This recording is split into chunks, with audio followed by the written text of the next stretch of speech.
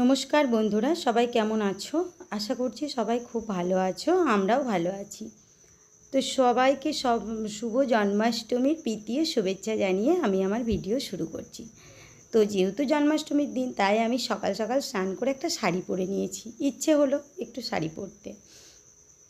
আর এই দেখো, আমি এত কেচেছি, আর তার মধ্যে মেঘের আজকে অবস্থা ভীষণ খারাপ। প্রচুর জোরে হাওয়া দিচ্ছে, মেঘও করেছে, নিম্নচাপ এসেছে মনে হচ্ছে। তো আজকে তোমাদের সাথে আমি কোনো ডেলি রুটিন বা ব্লগ কিছু শেয়ার করব না, আমার শুধু কয়েকটা রেসিপি শেয়ার করব। বিশেষ কিছু রেসিপি যদিও না, যেহেতু আজকে অষ্টমীর দিন, তো নিরামিষই কিছু রান্না করব। ভেবেছিলাম কিছু করব না, প্রথমে ভেবেছিলাম ছেলের জন্য শুধু ভাত করে দেবো, কারণ ছেলে তো ভাত ছাড়া অন্য কিছু খেতে পারবে না, লুচি টুচি সারাদিন খেয়ে থাকাও অম্বল করে যাবে বা শরীর অসুস্থ হয়ে পড়বে, সেই কারণে। আর আমি নিজের একটু ডালিয়ার খিচুড়ি বা কিছু করে নেব। তো যখন আমি এইসবগুলো জোগাড় করি, তো আমার ছেলে বলছে, ভাত ওর করেও দিয়েছি আমি, একটু ভাত ডাল, যেহেতু টিফিনে ভাবলাম একটু দেব। তো সেই কারণে যখন আমি এই সবগুলো জোগাড় করছি, তারপর বাবা ওই যে একটু বোঁদে নিয়ে এসেছে, সব কিছু দেখেও বলে আমিও লুচি খাবো, তোমরা যাই খাবে আমিও সেটাই খাবো। তো সেই কারণে আমাকে এবেলাতে এগুলো আমার ওবেলায় করার কথা ছিল, যেহেতু ওর বাবার মর্নিং ডিউটি, খাবারও কেউ সেরকম নেই, আমি একা ভেবেছিলাম একটু ডালিয়ার খিচুড়ি করে খেয়ে নেবো এই বেলাটা। কিন্তু যেই ছেলে বলল, এবার বুঝতেই পারছো, আমার বাড়িতে যেহেতু কৃষ্ণ ভগবানের আমি পুজো, মানে নেই গোপাল ঠাকুর আর কি। তো গোপাল আমি রাখিনি, যেহেতু আমার বাড়ির যে গোপালটা আছে সেটা এত চঞ্চল, এত দুষ্টু, যার জন্যে ওই গোপাল রাখার কথা এখন ভাবছি না, কারণ আমি দুজনকে সেবা দিতে পারবো না এখন। আর যেটা পারবো না তাকে এনেও এখন কোনো লাভ নেই আর কি। এই প্রচণ্ড চঞ্চল আমার ছেলে, তো সেই কারণে এখন গোপাল আনার কথা ভাবিও না। তো সেই জন্য আর কি ওই ছেলেকে দেখলাম ও যখন আজকে খেতে খুঁজছে, তো ভাবলাম ওর জন্যই আজকে বানাই নানা রকম। তো তাছাড়া আমি শুধু কুমড়োর তরকারি করতাম আর লুচি করে নিতাম নিজেদের জন্য হলে। আর দেখো, দেখতে দেখতে আমার কিন্তু কুমড়োর তরকারিটা হয়েও গেছে, একটু ভাজা মশলা দিয়ে, জিরে ভাজা দিয়ে তরকারিটা নামিয়ে দেবো।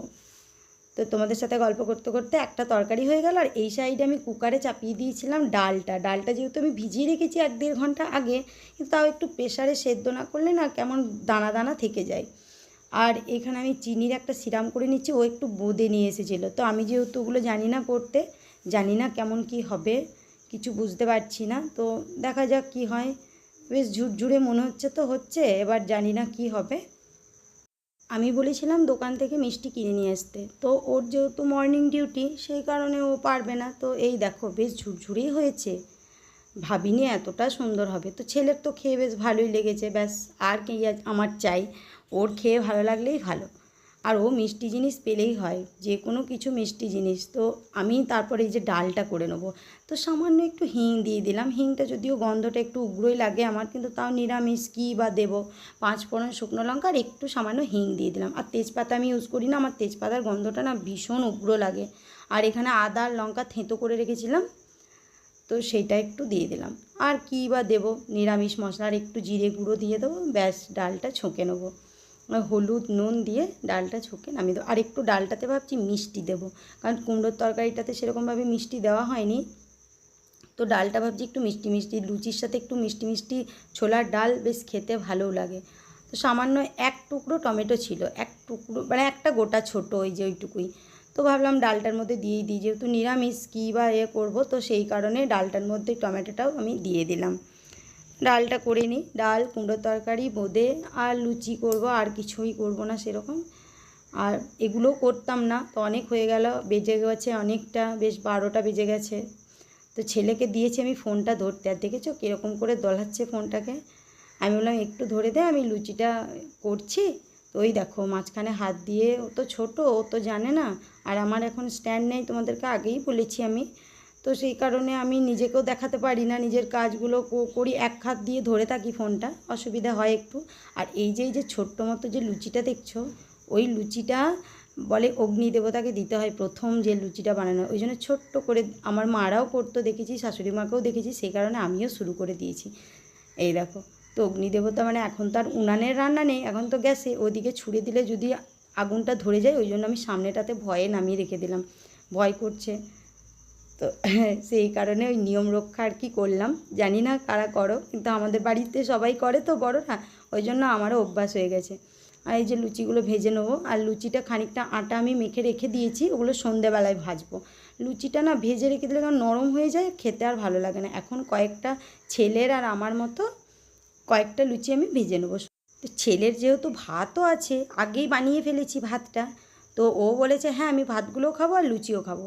জানি না এখন কি করবে, ওর মনের ওপর ডিপেন্ড করছে তো।